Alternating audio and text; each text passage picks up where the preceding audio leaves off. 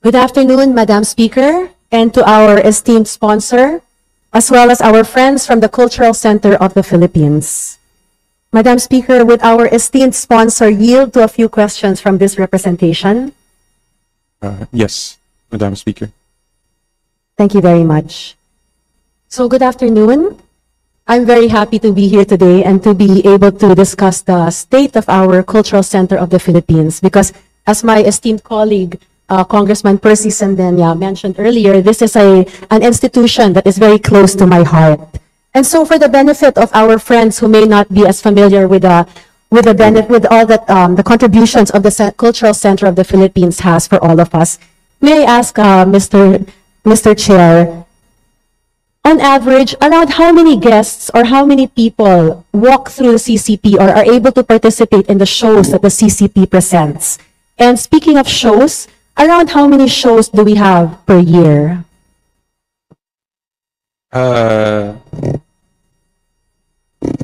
It represents up to 800 shows and exhibits annually. And there is also an average of 500,000 people annually.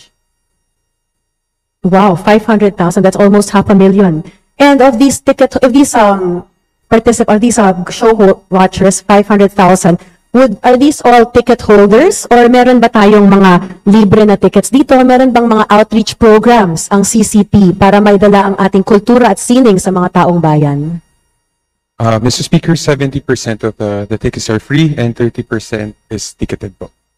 Napakagandang hangarin talaga ang CCP, no? Talagang bringing the arts to the people. And in fact, if I may add, no? Sa Bukidnon, we were very lucky dahil ang CCP mismo ay pumunta doon, dinala ang PPO, and talagang it was a first for both sides, and I believe we had about 6,000 people who were able to enjoy the free music of the PPO in Bukidnon. So, sa dami ng nangyayari, sa dami ng ginagawa ng CCP para sa ating bayan, kamusta naman po ang ating budget?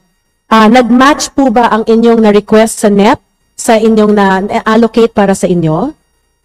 Sadly po, malaki po ang hindi na-bigay or ina-approve po sa NEP ng DPM. We only have 408 and 617 million po. This is even less, if I'm not mistaken, than the budget that you were given last year for the programs, no? Yes. So, paano kaya yun? Which programs will be deprioritized? And how will this reduced budget affect your artistic programs? Actually po, Madam Speaker, ang tinanggal po is yung capital outlay, which is for the infrastructure of the CCP. Yes. It's for the ongoing renovation po. I understand that's a great concern for you. So before we move to that, I would also like to ask, no, kasi I'm very interested sa inyong cultural exchange programs, sa inyong PPO, Cinemalaya and Pasinaya Festival. Kamusta naman ang mga programs na yon? Matatamaan rin ba sila?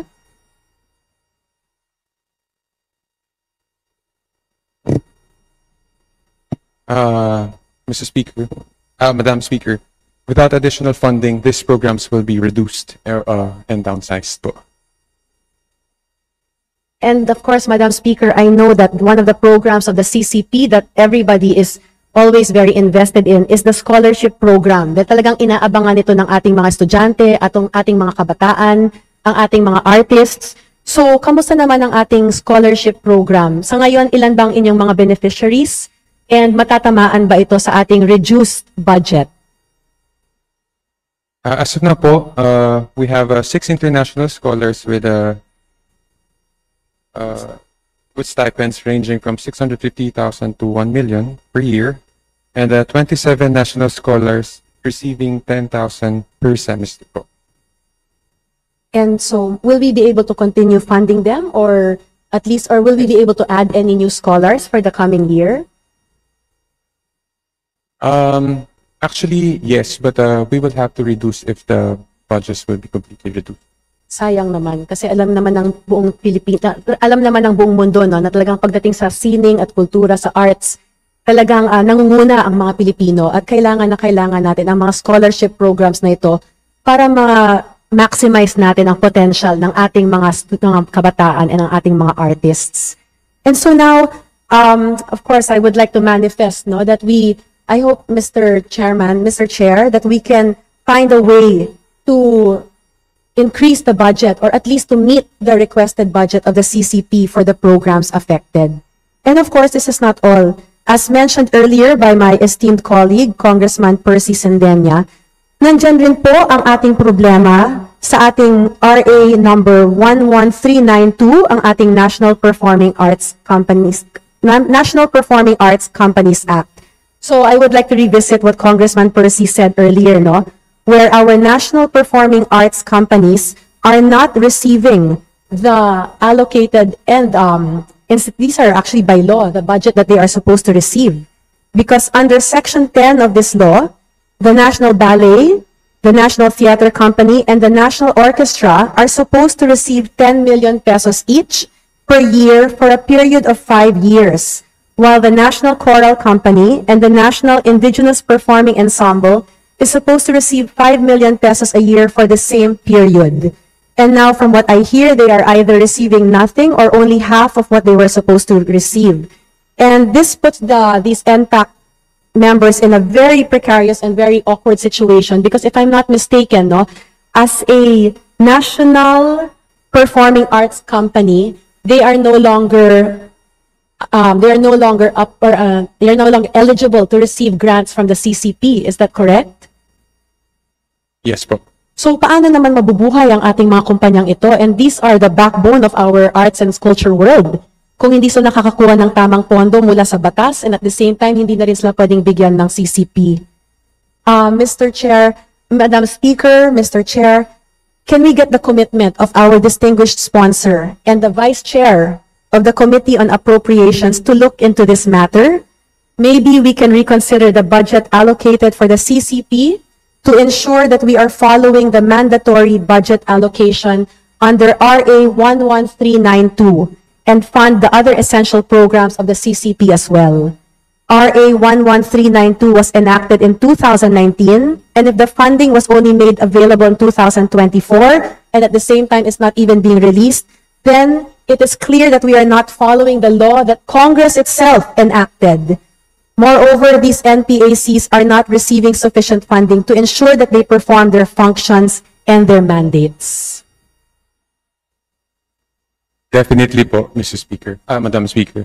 And alam niyo po, these are only one of the few problems of the CCP at the moment. But then, definitely po, you have my commitment po. Thank you very much. And Madam Speaker, lastly, I would like to know more about the actual structure of the CCP, because of course, as we all know, the CCP is more than just an ordinary agency. This is actually really, and it's more than just an ordinary infrastructure building. The CCP, the Cultural Center of the Philippines, is the home of our artists. This is the home of our culture. And this is what protects it and what protects our heritage and what allows our nation to have a soul. And from what I know, our CCP building has actually already been standing for over half a century, 56 years old na pala. Malapit na pala maging senior citizen ang ating CCP building. And so as such, I can imagine, with 500,000 people going through its halls, talagang ang kanyang wear and tear, plus of course housekeeping costs must be so high. And so, I'm glad to hear that the CCP is undergoing renovations. Pero nagulat talaga ako at ako'y nababahala sa iyong sinabi na nawala ang inyong capital outlay para sa this coming year. May I inquire as to why this happened? Kamusta yung mga naibigay sa inyo dati? Is it fully obligated? Actually po,